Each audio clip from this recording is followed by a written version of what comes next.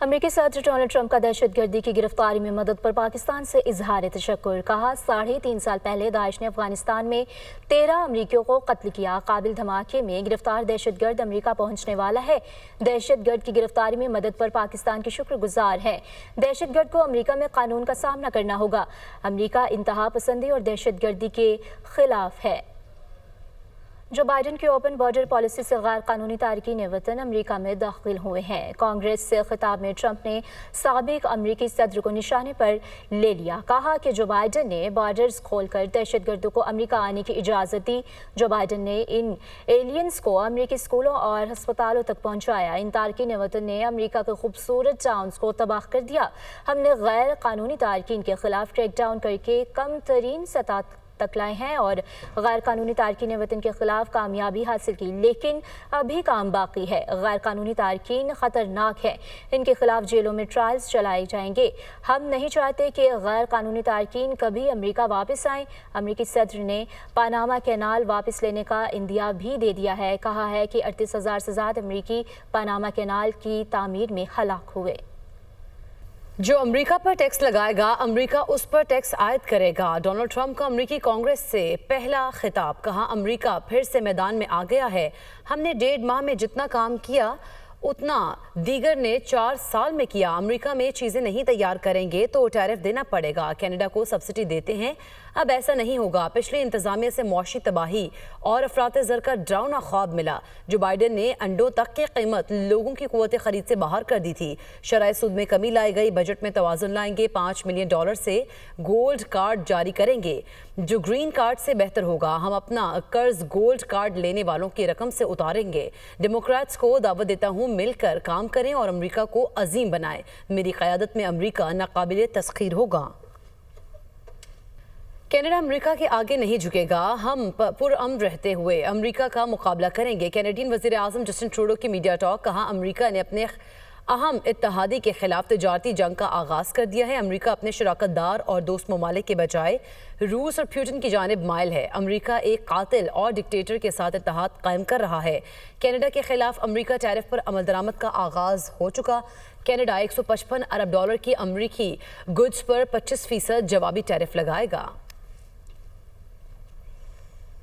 दीगर खबरों में बात करेंगे। बन्नू कैंट पर फितनल खारिज का हमला नाकाम बना दिया गया है। हमले में मासूम शहरियों की शहादतों की तादाद 12 हो गई, जबकि जख्मियों की तादाद 32 तक पहुंच गई। 3 शहरी मस्जिद में शहीद हुए। सिक्योरिटी ज़राए के मुताबिक बाकी शहरी बारूदी धमाके से बाजार में फटने वाली गाड़ी की वजह से इमारत मुनहदम होने से शहीद हुए हैं। सिक्योरिटी फोर्सेस की कार्रवाई जारी है। 6 खारिज को मुख्तलिफ एंट्री पॉइंट्स पर जहन्नुम वासिल कर दिया गया। फितनल खारिज के बाकी मानदा खारिजियों का फ़ोन पर अफगानिस्तान से राब्ता था। आखिरी खारिजी के खात्मे तक सिक्योरिटी फोर्सेस का क्लियरेंस ऑपरेशन जारी रहेगा। कल्लात खुदकुश हमला आवर की शनाख्त हो गई है। सिक्योरिटी ज़राए के मुताबिक खातून का नाम गुंजानतोन उर्फ बारमिश था। गवादर के रिहायशी मेरान बख्श की बेटी है। खातून के 6 भाई और 3 बहनें हैं। गुंजातुन गवादर यूनिवर्सिटी की तालिबा थी और यूनिवर्सिटी में मुलाकात कलदम तंजीम के रुकन कामरान से हुई। कामरान ने लड़की को बलोच यकजहती कौंसिल के एहतजाज में शामिल होने पर मजबूर किया। खातून को दबाव में डालकर खुदकुश बमबार बनने पर मजबूर किया गया है। हुकूमत ने 2029 तक मुल्की बरामदात $60 अरब तक बढ़ाने का अज़्म जाहिर कर दिया। वज़ीर आज़म शहबाज शरीफ कहते हैं विजन 2035 के तहत मुल्क को 1 ट्रिलियन की मईशत बनाएंगे। कर्जों से जान छुड़ाएंगे। हम 9 मई वाले नहीं 28 मई वाले हैं। जिद, नफरत, गालम गलोच और एहतजाज की सियासत को दफन करना होगा। 1 साला मुद्दत में बरामदात, तरसलाते ज़र और ज़र मुबादला के ज़खायर में नुमाया इजाफा हुआ, जबकि महंगाई में तारीखी कमी आई है। हुकूमत के खिलाफ करप्शन का एक भी केस सामने नहीं आया। हुकूमत का 1 साल मुकम्मल होने पर काबीना के खुसूसी इजलास का अहवाल इस रिपोर्ट में देखिए।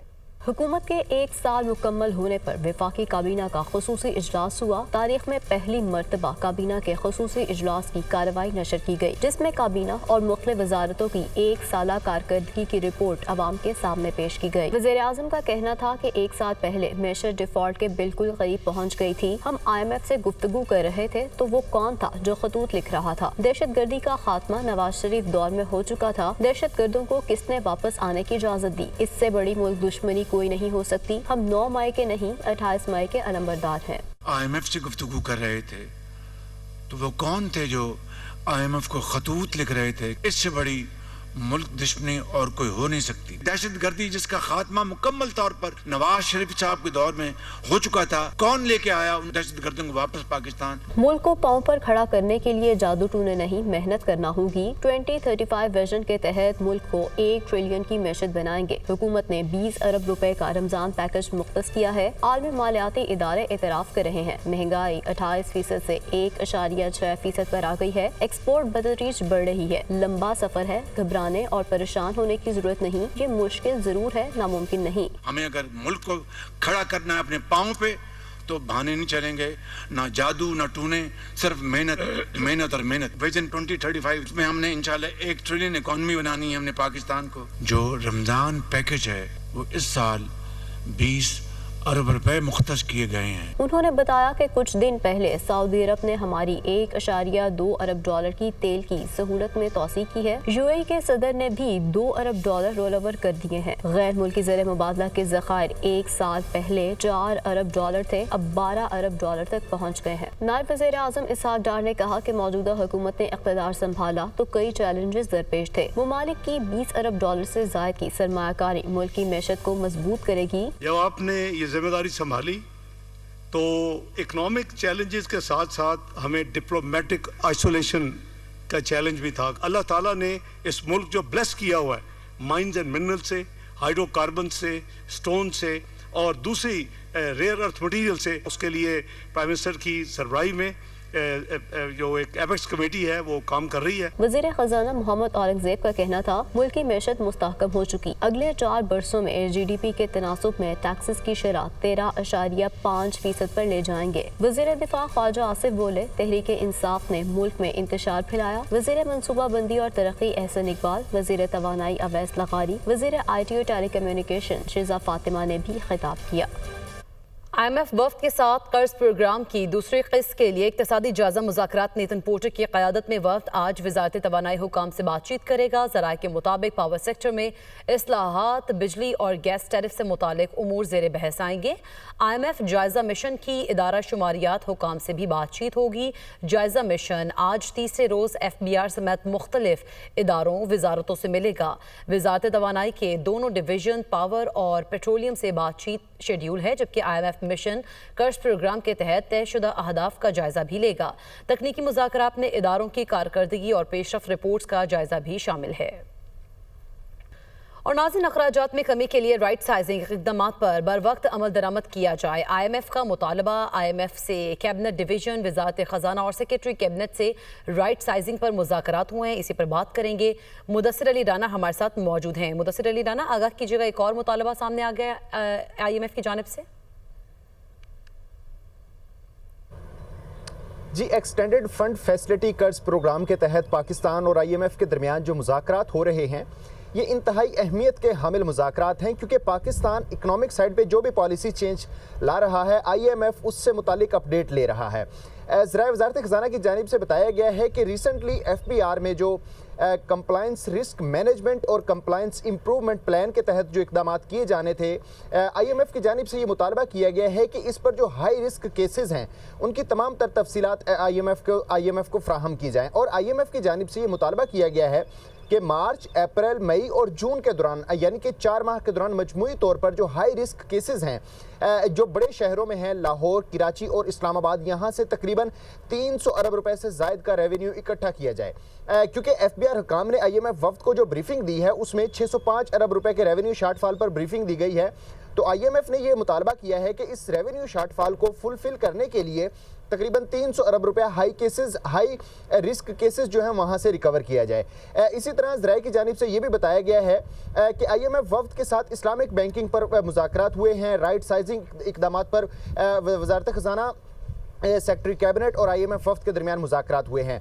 जो राइट साइजिंग इक़दाम पर वज़ारत ख़जाना और सेक्रेटरी कैबिनेट के IMF वफ्द के साथ मुज़ाकरात हुए हैं उसमें तमाम तर अब तक की जो पेशरफ्त है उससे IMF वफ्द को आगाह किया गया है। जैसा कि जो 9 वजारतें हैं उनमें जो अदारों को कम किया गया है, उनकी राइट साइजिंग की गई है, उनका स्टाफ कम किया गया है, अदारों को बंद किया गया है, इस तमाम पर IMF वफ्द को पेशरफ्त रिपोर्ट दी गई है। IMF वफ्द का ये मुतालबा है कि जो राइट साइजिंग कमेटी के तहत इकदाम लिए जा रहे हैं उस पर फौरी तौर पर अमल दरामद किया जाए।